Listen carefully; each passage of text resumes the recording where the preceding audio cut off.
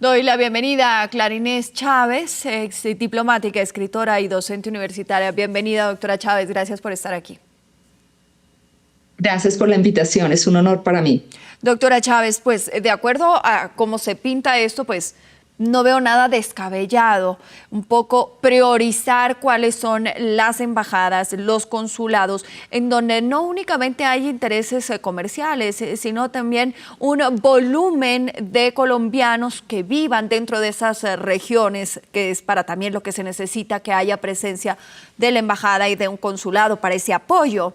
Y pues entre los países que se menciona, yo creo que no hay como esa, si se debe o se requiere hacer un recorte porque estamos pasando una crisis económica, pues creo que tiene claridad en hacerlo en esos países que no nos vemos tan beneficiados. ¿O cómo lo mira usted?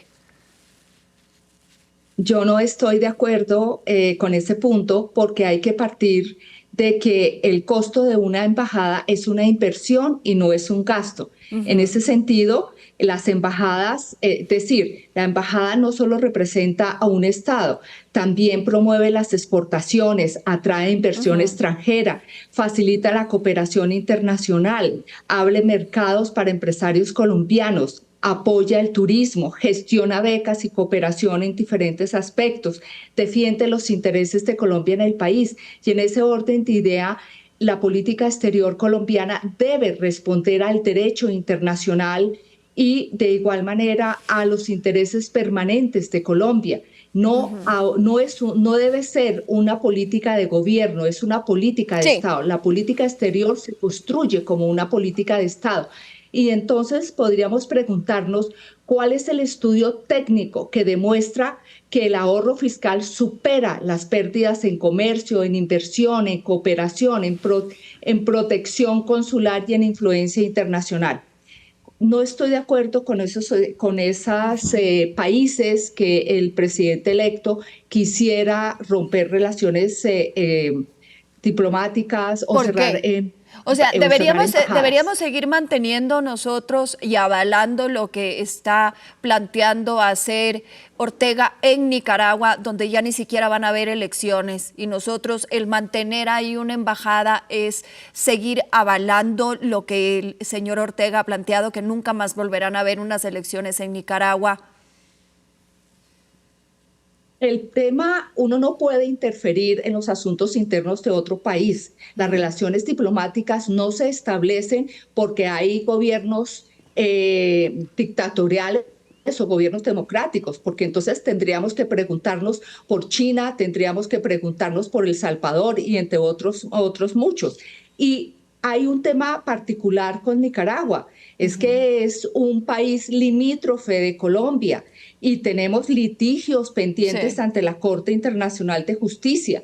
Colombia y Nicaragua han mantenido controversias sobre delimitación marítima, pesca, Sí. soberanía, derechos de los habitantes de los archipiélagos.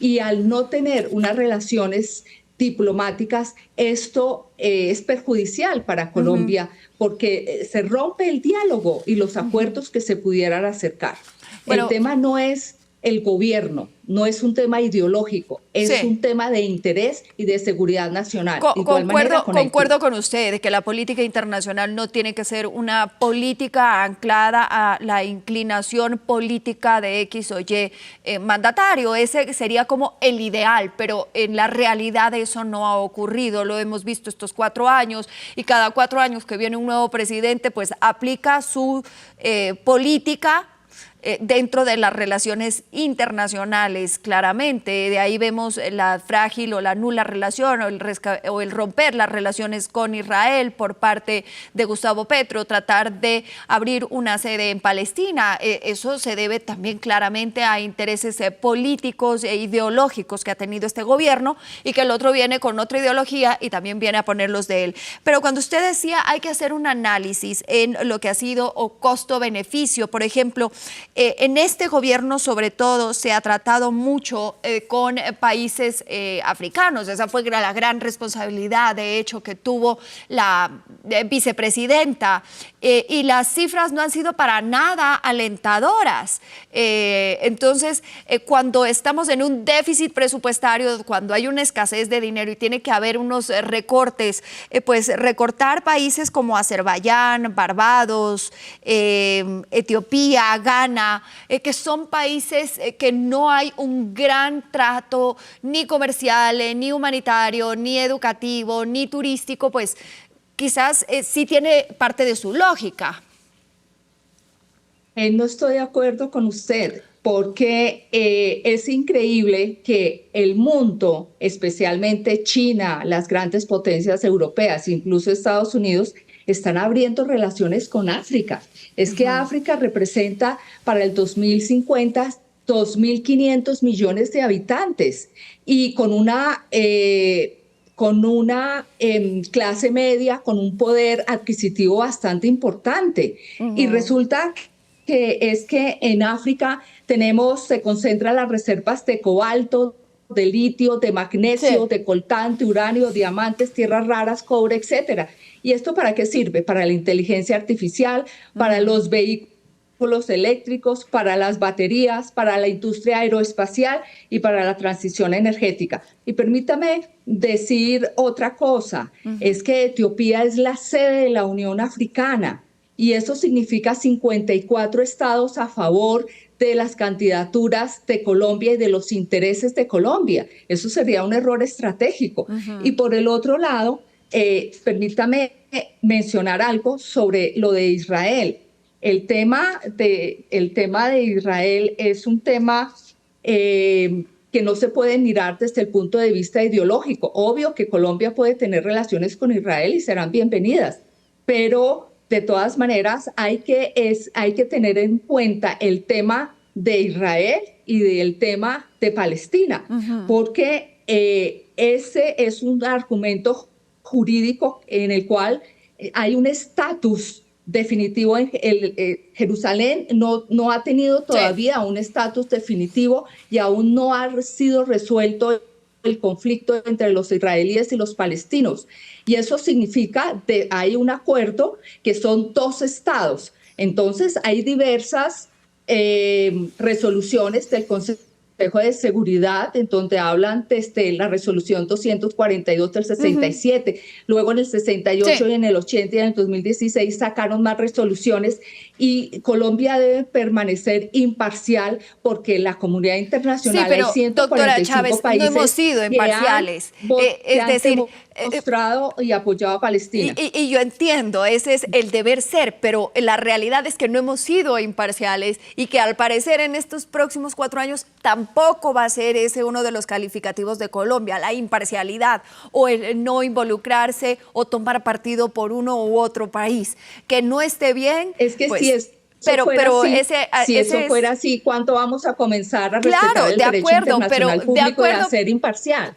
Hay que comenzarlo, somos democráticos, ¿no? Sí, pero de acuerdo, con esa misma rigidez que se le está pidiendo al gobierno entrante, creo que debimos haber hecho durante 4 años. Doctora Chávez, pues dentro de la política concuerdo claramente con usted de que sí, esto tiene que ser una política de Estado, más no una política del gobierno entrante. Algo que ha hecho enfoque también el presidente electo es en la calidad de las personas o quienes deben ocupar estos cargos públicos y estos cargos de representación del país, que creo que también ese es un punto clave para que esto pueda, pues, tener mucho más réditos, mucho más exposición y sea una ganancia, como usted ha dicho, no un gasto, sino una inversión para el país. Sí, pero no le entendí su pregunta exactamente. Le pregunto, usted, dentro de esas políticas, ahora que se va a dar este paso, es lo que ha planteado el nuevo presidente, ¿cómo ve usted, con qué ojos ve usted, de quiénes deberían ser los que ocupen estos cargos internacionales?